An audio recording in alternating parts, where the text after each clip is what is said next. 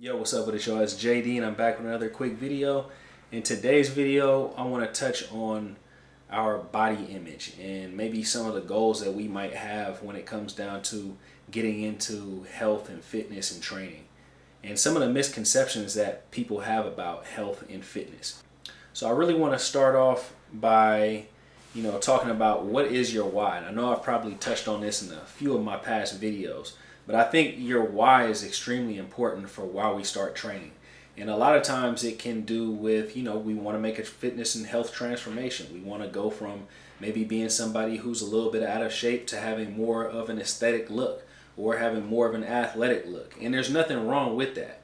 But I think one of the, more unhealthy ways of looking at training and your reason behind training is to associate it with, I want to lose X amount of pounds. I want to get a six pack. I want to look like this. I want to, get to this specific body fat percentage. And I think the reason why this is probably one of the more unhealthy motivating factors when it comes down to training is because you can't measure this success every single day. Like, you're not going to lose 5 pounds every single day. That's not really something that's realistic.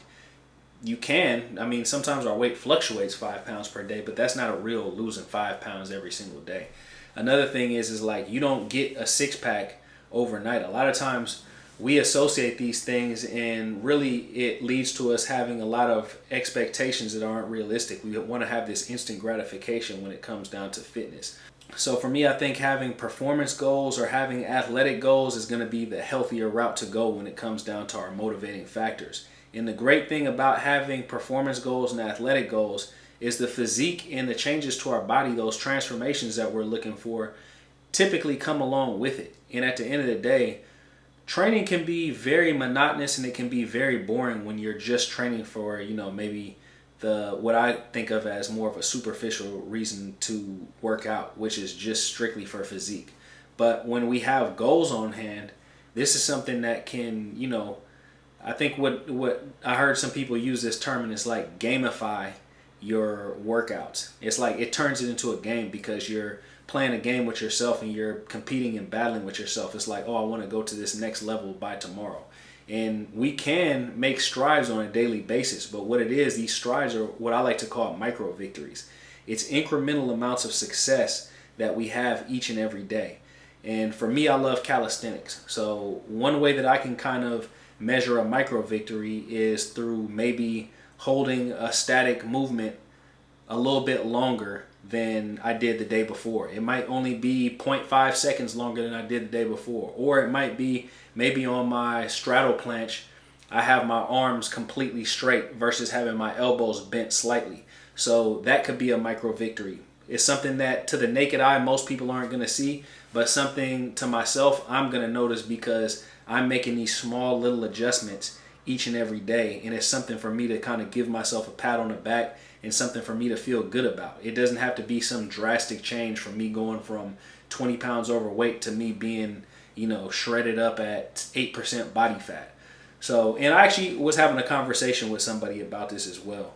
And the reason why I actually wanted to make this video is not because I'm casting dispersion or I'm casting any judgment on anybody who is working out for physique or who is working out because they want to lose weight, because I don't think those are bad things. But I think what it is that, we can be extremely hard on ourselves when we're starting out our fitness and health journey. And when we have these, expectations, or maybe we're looking at other people on Instagram who have our ideal physique, and then we look in the mirror and feel bad about ourselves, comparison is really the thief of joy. And I think that, looking for perfection is also something that can steal our joy as well. I think what they say is perfect is the enemy of good. So good progress every single day is a great thing. But looking for perfection every single day is something that's extremely unrealistic. And, there's a term out there that I've heard on YouTube, and you guys have probably heard this as well if you guys watching the fitness content, and it's called body dysmorphia. And I think for a lot of us, including myself, I've had this body dysmorphia at times when it comes down to training. I remember when I was living in Hawaii, and I was probably the lowest amount of body fat I've ever been in my life. I might have been around like 7% body fat, if not lower than that. I don't even know. Whatever it is, if I can find a picture, I'll put it on here. But I was extremely low body fat. And to myself, I felt like, man, I still got so much further to go. I got to get more shredded in this. And it's like getting any more shredded to where I was at before would have been an extremely unhealthy place for my hormonal balance, because, you know, your hormones start changing once you drop below like 8% body fat as a man. You actually start losing testosterone. And, you know, when you have this body dysmorphia and you're never satisfied with the way that your body looks, you're just beating yourself up constantly. And you can't really enjoy anything that you're doing in life. You know, when it comes down to having a piece of cake, you're going to be thinking, oh, well, if I eat this piece of cake, I'm going to add some more fat on my body. You can't go out and kick it with your friends because you're thinking to yourself, oh, if I go out and I eat this food and I have a couple of drinks, this is going to be terrible for my aesthetics, and this is going to be terrible for my physique. But these aren't really the way that we should actually view things. You know, I was having a conversation with somebody in particular today about this.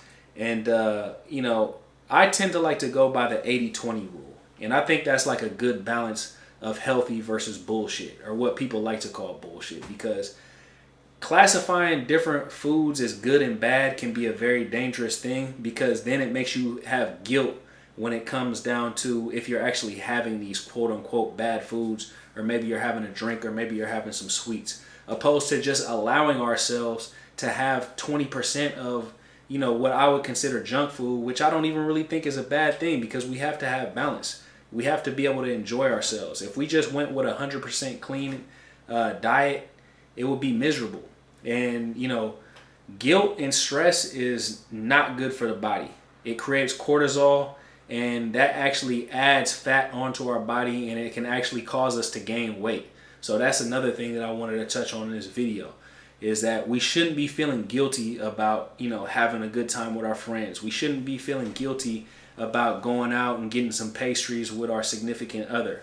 We shouldn't be feeling guilty about going out and having a beer with our best friend. So, you know, when it comes down to this stuff, focus on laying a breakdown every single day and working towards your performance and your athletic goals.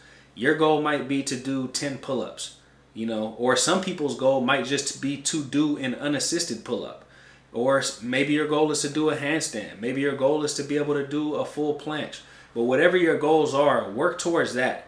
Don't work towards, I want to drop 15 pounds. Because a lot of times you can actually drop that 15 pounds and be more unhealthy mentally and physically than you were when you actually had that 15 pounds on. It's okay to have a cheat meal every once in a while. It's okay to go out and have a drink with your friends. You know, we're all human, and we're not going to be perfect 100% of the time. Just try to make sure that you're consistent and working towards your goals. And when it comes down to the diet, I'm not telling you to go off the rails. This is a good strategy that my homeboy James was talking about last night in our Growth Mastermind meeting.